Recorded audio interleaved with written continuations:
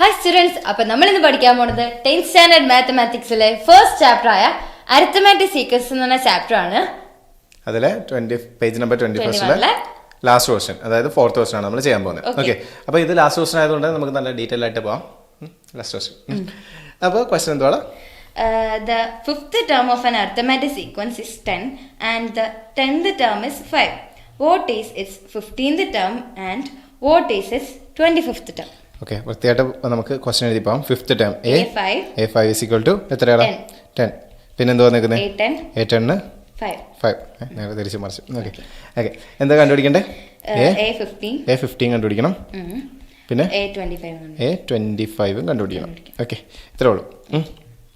നോക്കാം നമുക്ക് എങ്ങനെയാടാ. നമുക്ക് നേരത്തെ പഠിച്ചതുപോലെ രണ്ട് ഇക്വേഷൻസ് ഉണ്ടാക്കി തന്നെ നോക്കാം.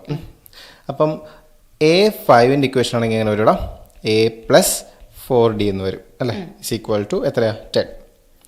A10ൻ്റെ ആണെങ്കിലോ A+9D ഇസ് ഈക്വൽ ടു 5. ഇനി നമുക്ക് ഈ ഇക്വേഷൻസ് തമ്മിൽ മൈനസ് ചെയ്യാം അല്ലേ? അപ്പോൾ ഈ ഇക്വേഷൻ നമ്മൾ ഏതിനാ മൈനസ് ഇട്ട് കൊടുക്കുന്നത്? നമുക്ക് മേളിൽ തന്നെ ഇട്ട് കൊടുക്കാം അല്ലേ? ഇതെല്ലാം മൈനസ് ആക്കാം. അപ്പോൾ ഇത് മൈനസ് ചെയ്യുക. അപ്പോൾ എത്ര കിട്ടും? നമുക്ക് ഇവിടെ 0 കിട്ടും, ഇവിടെ നമുക്ക് എത്ര കിട്ടും? 5D കിട്ടും. ഇവിടെ മൈനസ് ചെയ്യുമ്പോൾ നമുക്ക് എത്ര കിട്ടും? -5 കിട്ടും. So D is equal to -5/5 എന്ന് കിട്ടും. സോ ഡിയുടെ വാല്യൂ എത്രയാടാ?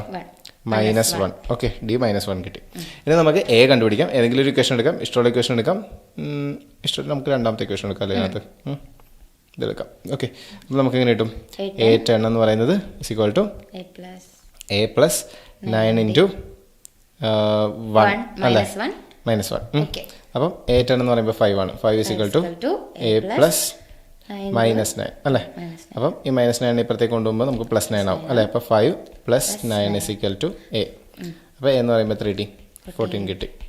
അപ്പോൾ അതെല്ലാം കിട്ടി. നമുക്ക് ഇനി എന്തുവാ കണ്ടുപിടിക്കാനുള്ളത്? A15 കണ്ടുപിടിക്കണം. സോ നമുക്ക് A15 ഇസ് ഈക്വൽ ടു എന്തുവാ? A+ അല്ലേ? A+14D അല്ലേ? A എന്ന് പറയുമ്പോൾ 14 ആണ്, +14 × -1 അല്ലേ? സോ നമുക്ക് എന്ത് കിട്ടും? 14 + 2 കൂടി ഇൻറ്റു ചെയ്യുമ്പോഴത്തേക്കും നമുക്ക് -14 തന്നെ കിട്ടും. അപ്പോൾ മൈനസ് ചെയ്യുമ്പോൾ നമുക്ക് എത്ര കിട്ടും? 0. അപ്പോൾ A15 എന്ന് പറയുമ്പോൾ 0 കിട്ടും. ഇനി A25 കൂടെ കണ്ടുപിടിക്കണം. നമുക്ക് എങ്ങനെയാണ്?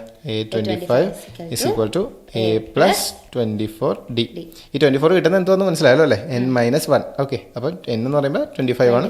25 - 1 എന്ന് പറയുമ്പോൾ 24 ആയി. ഇനി നമുക്ക് A എന്ന് പറയുമ്പോൾ എത്രയാ?